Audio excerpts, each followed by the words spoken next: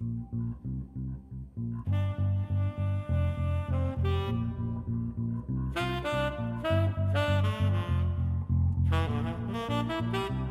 it's Mozz, it's Chaz, and we're talking about Jessica Jones. Hey, listeners, welcome to the AKA JonesCast.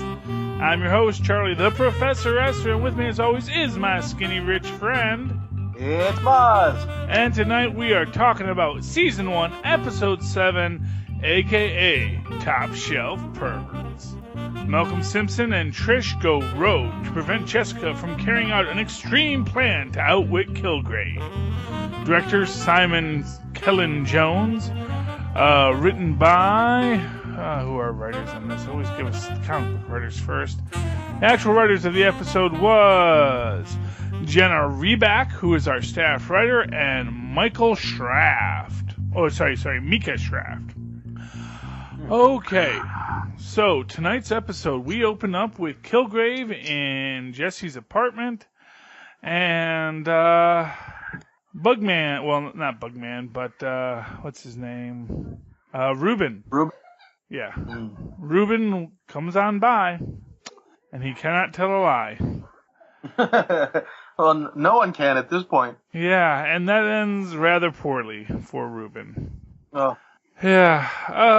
What are your thoughts on tonight's episode, Mozz? What did something strike you in this episode? Did something make you go, wow, I like that? Or, what were your feelings tonight? I felt like this episode took a slight dip in the action and how the story moves forward until right at the very end. Mm-hmm. But even in doing so, it was still a very interesting, intriguing, and entertaining episode. Yeah, well, this is a great episode about desperation. Mm. And this is about the desperation that Jessica feels in this moment. Arguably the desperation that Pam and not Kilgrave, but Jerry feel, and there is some weight to all of this.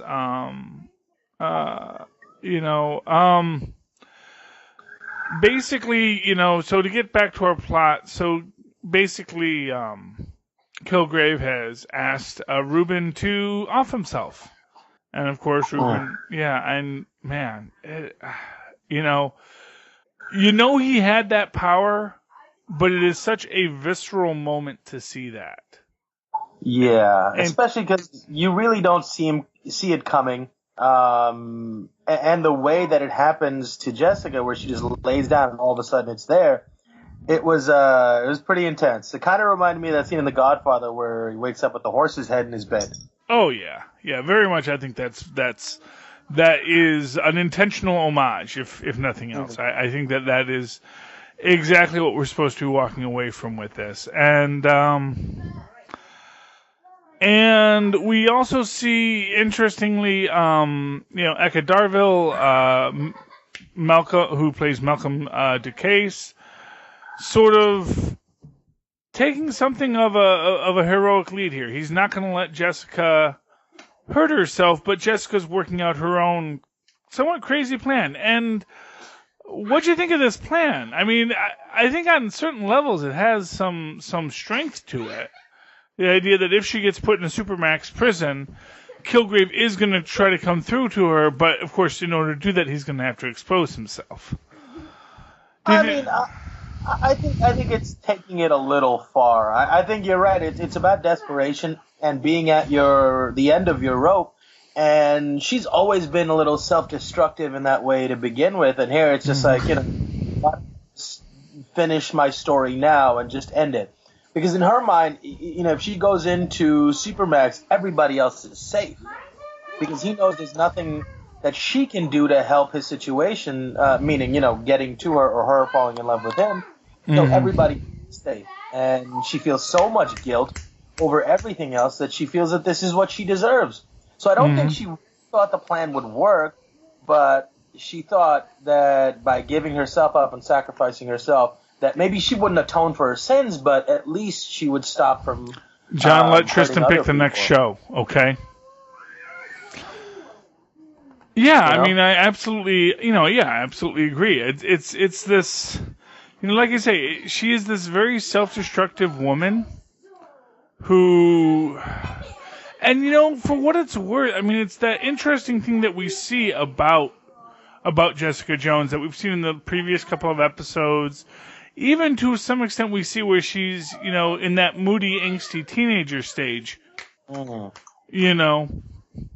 Where there is this idea of this woman who is, I don't want to say is like, self-destructive at that point, but, she is, even as we open up, she's in that stage of, blow everything off, and one wonders how much that influences her ego self-destruction that we've already seen and that we're going to see progress here, because at its core, it is this person who did something silly as a teenager, blew off her family on the day that she lost her family. And, I mean, we all make stupid choices and stupid actions as teenagers, but we never think about what if that was the action that came to define your entire life. And I think that's very much where Jessica is she is a woman who, as a girl, and that's the thing, it's always important to make that differentiation between things you do as a child and things you do as an adult. But the fact of the matter is, as Freud says, the child makes the adult.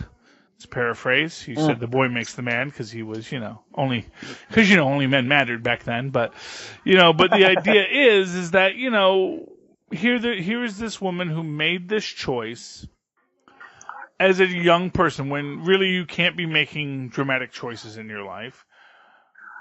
But it led to her having this compounded lifelong regret over what happened to her family, which we still haven't actually seen. We know it's something, but we don't know all the details yet. Right. But she has her plan. She's going to try and get herself arrested. She knows there is a cop who she says is already pretty much convinced that there's something going on. Who is, I believe, Detective Oscar Clemens, played by Royce Johnson. So she's looking to played by Clark Peters. Sergeant Brett Mahoney is Royce Johnson, who also comes in at that point. But the cop she's looking for is Oscar, who is played by Clark Peters, and she calls to the precinct to find out when he's going to be in. He's not going to be until 8, so she figures she's got these hours to make amends, as it were, or at least to track things down. Right. And the choices she makes are very interesting. She goes and she serves Hogarth's wife her divorce papers in probably the worst way that someone could, basically threatening her to throw her in front of the subway. Now, I thought that was going to work. I honestly thought the problem was solved, naively. Yeah. Hey, heck hath no fury like a woman scorned, as they say. The fact of the matter is that, and, for what it's worth, Pam knows, and it's Pam. Pam is the wife, right? Or is Wendy? Wendy's the wife, yeah, right. There's Wendy Ross Hogarth. Wendy's the wife. She knows, at the end of the day, Jessica isn't going to murder her.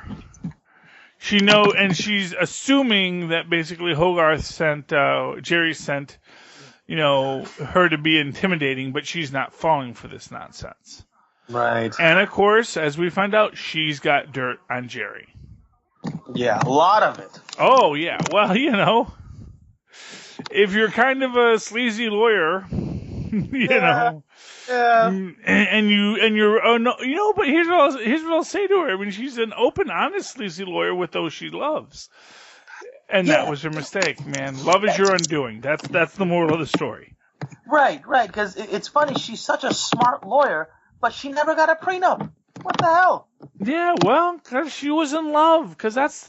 I think that's kind of the actual tragedy of the Jerry Hogarth character is that she is a passionate romantic. I mean, even when we look at her and Pam, how easily she is kind of manipulated by Pam here, where, you know, Pam is holding her at that arm's length until, you know, things get made all nice and legal, you know? Yeah. You know, so, I mean, I think she's a brilliant lawyer, but, you know, like so many of us, you know, her heart and her heart and her loins are inextricably betwixt, you know? Right. And I think she lets her heart follow where her loins lead her, which I think is probably not dissimilar from the original Jerry Hogarth character in the original Power Man and Iron Fist series. But, you know, yeah, but I mean, to me, that just is an indictment of the way divorce works here. Not necessarily of the love that got you there or even the hurt that got you there, but the way divorce works here. Well, you know, I mean, to be fair, I mean, you know, it's this very interesting way you can look at it, because one can make this very strong argument that Wendy Ross she's a doctor, she's successful, there's no children in this marriage. You know, so it's not like anyone had to give up their career to raise their kids. You know, so really there's no reason for this not to be a very straightforward, equitable breakup. Except that people have got their feelings hurt.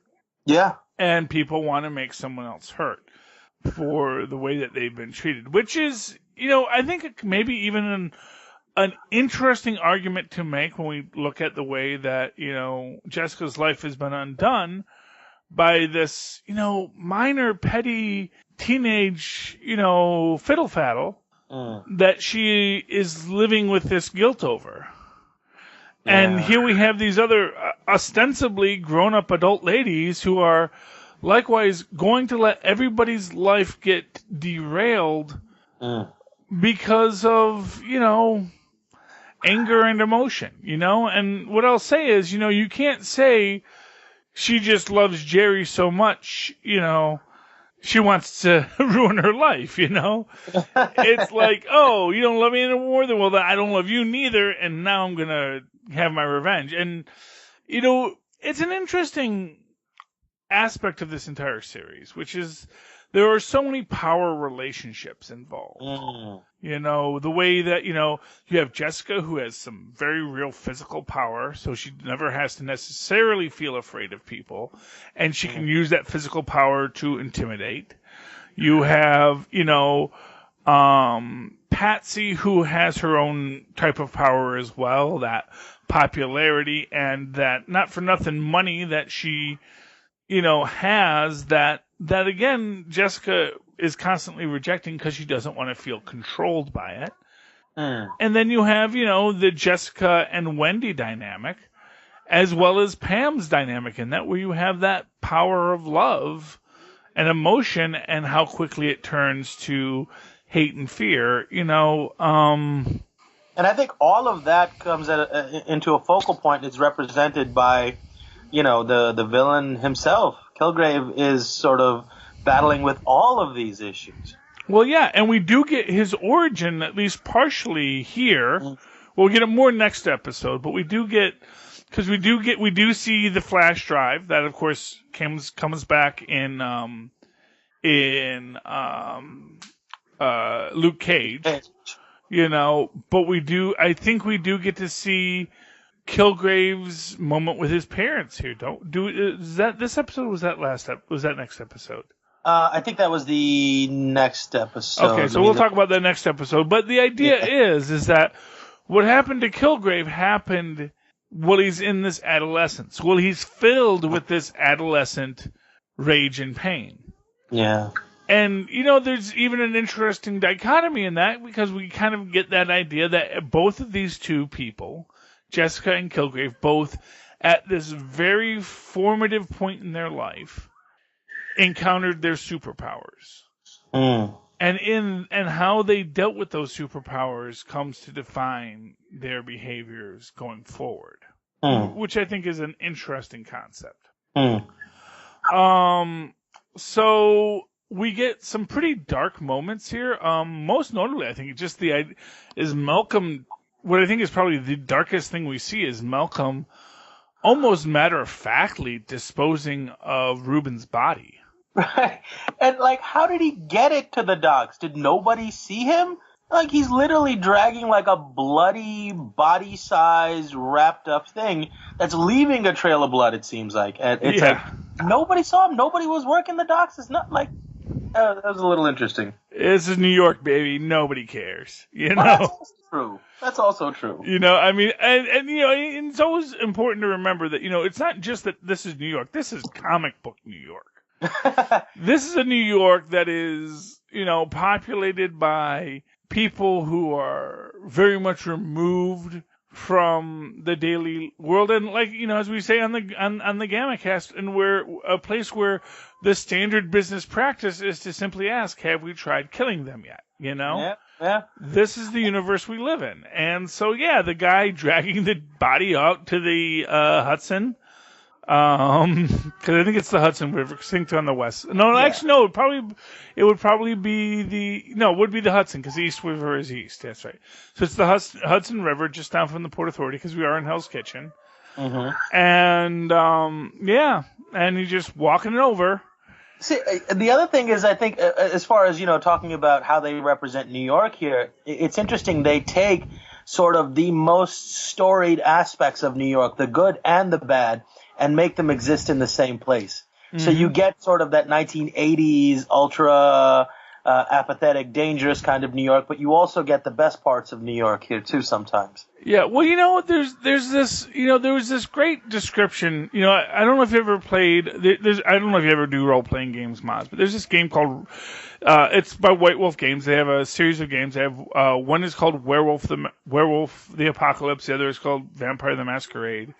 And it is this idea of this, you know, ongoing ancient war between werewolves and vampires.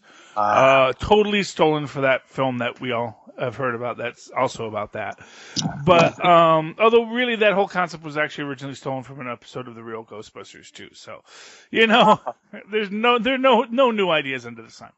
But in this, anyway, they do, and it's a storytelling game, so it's very much the game master's game, you know, because you're the ones setting up.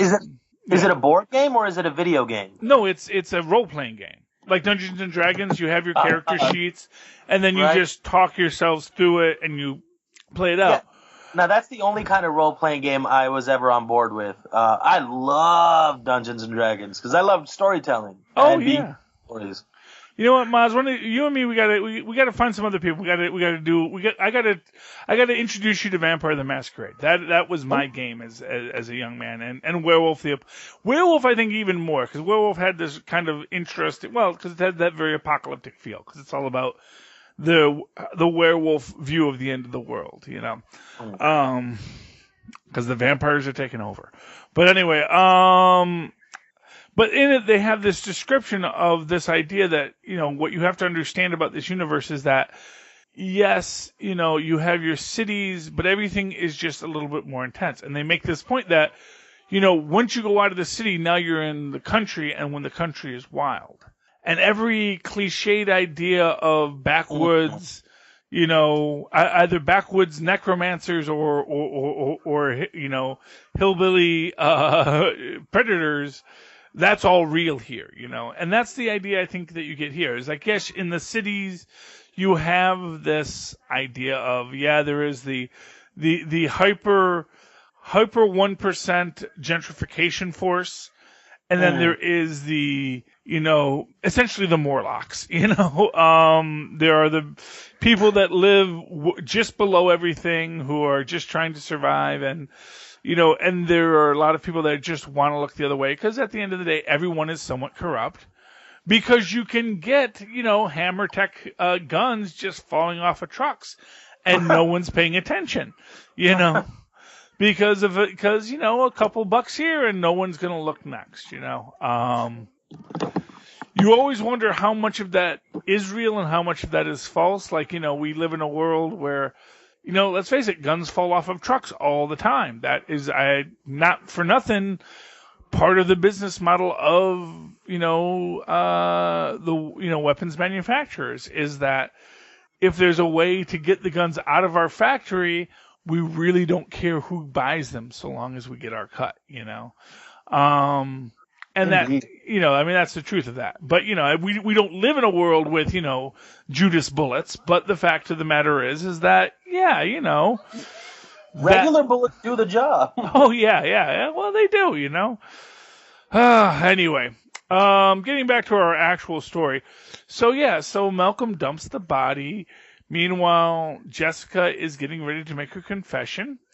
And she does go to the precinct because she knows that at 8 o'clock is when the cop shows up. And she goes and she talks to the cop. And she gives her confession. And to his extent, he knows there's more to this confession than just her confessing. Yeah. You know, he's a good cop. Well, yeah, he is. He is a really good cop. Hopefully we'll get him back at some point in the Defenders or something. Because he was a good cop. Because he does know what's going on. But, you know, of course, we're also dealing with Kilgrave here. And so after she gives her admission of guilt, what's his name? Sergeant Mahoney comes in.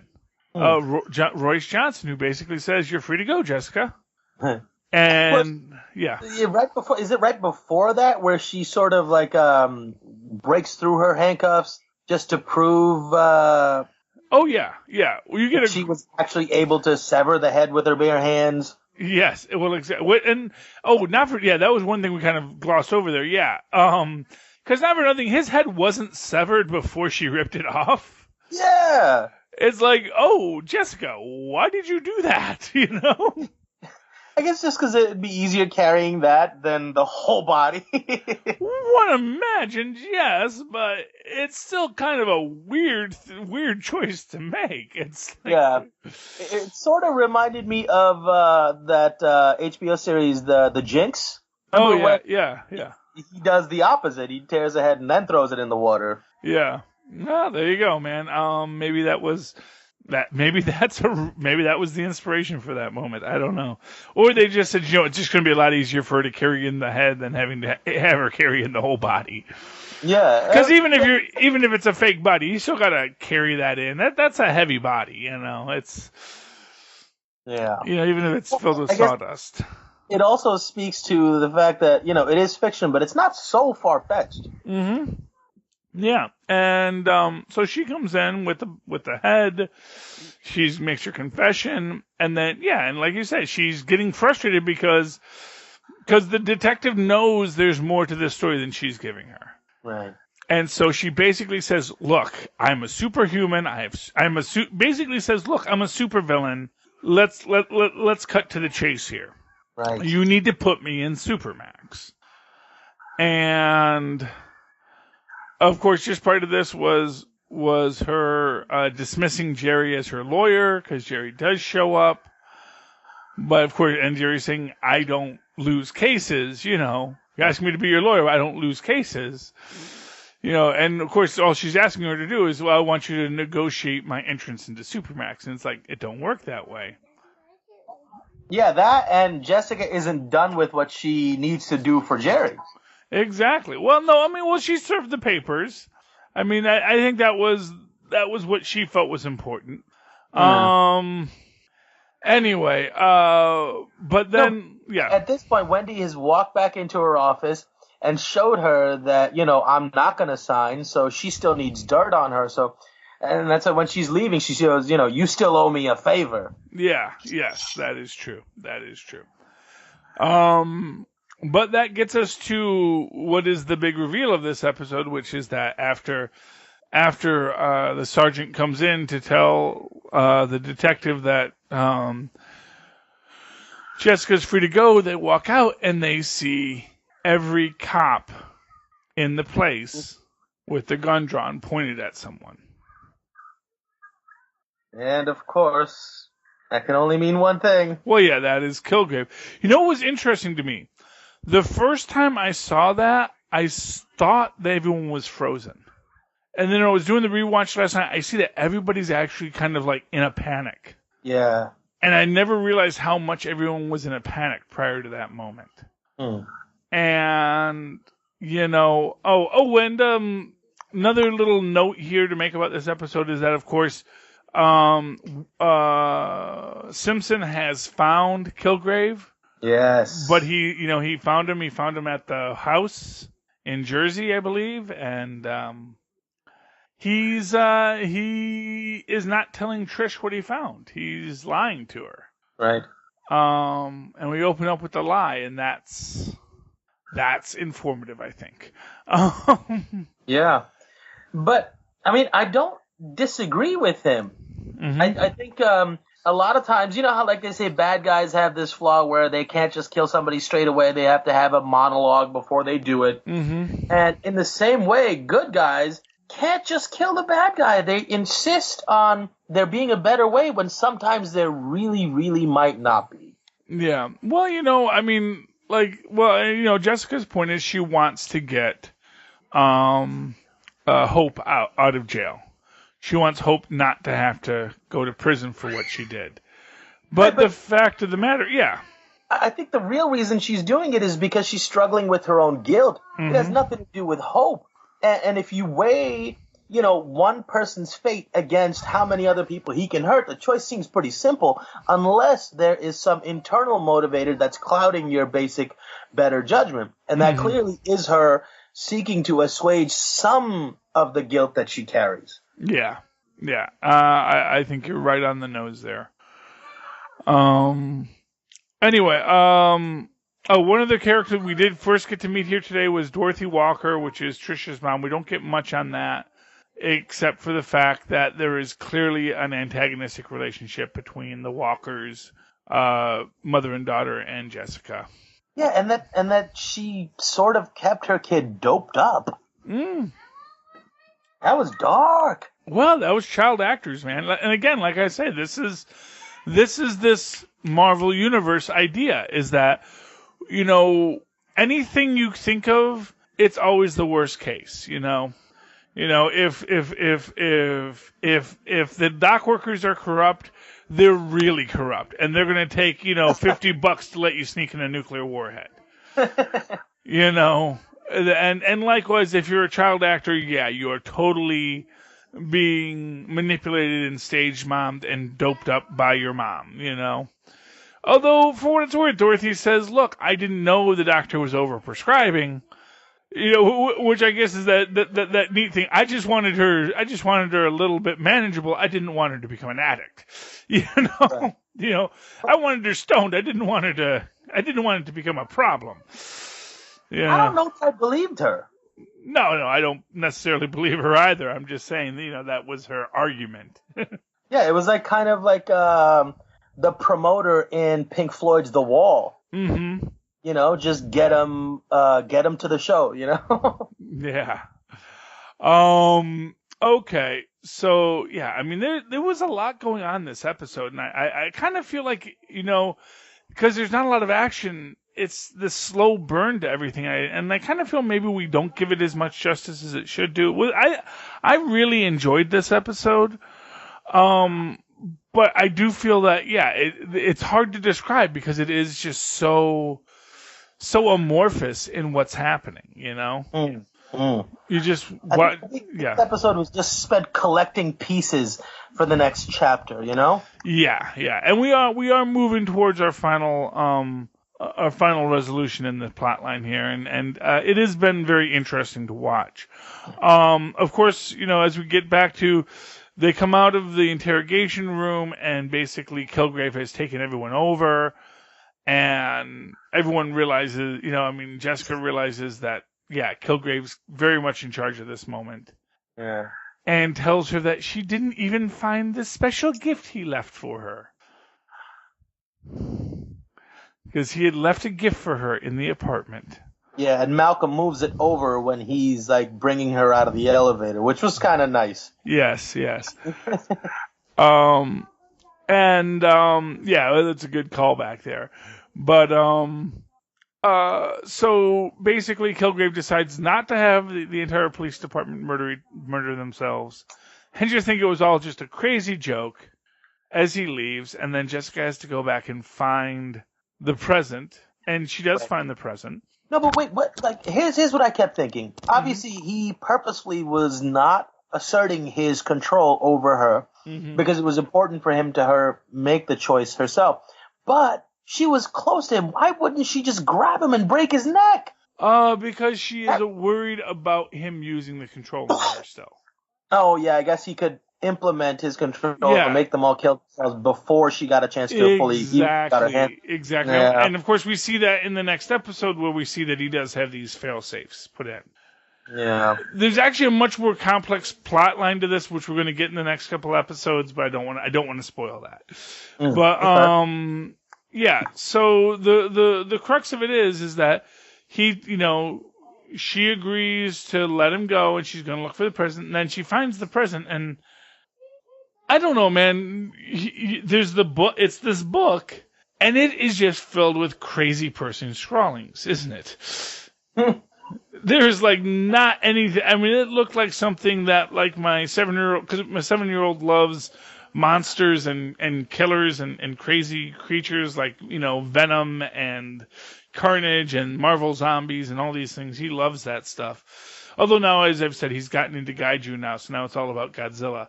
But, it seemed like the kind of drawings that my youngest would do. And this is his gift to her, Yeah. It definitely speaks to a man unhinged. Yeah. But she does get what the implication which was to return to her childhood home. Yeah. And she gets there and she sort of is having her flashbacks to the day when everything changed. Yeah.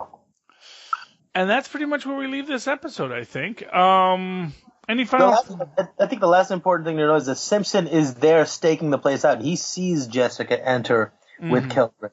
Yes. Simpson is very much on top of this. Simpson is very much being Simpson. He's very much doing what he needs to do. And we're going to see how that plays out for him next episode.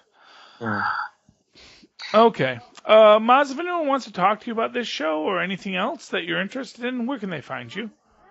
Or they can email me at mozzmanzor@gmail.com or find me on Facebook at mozzmanzor.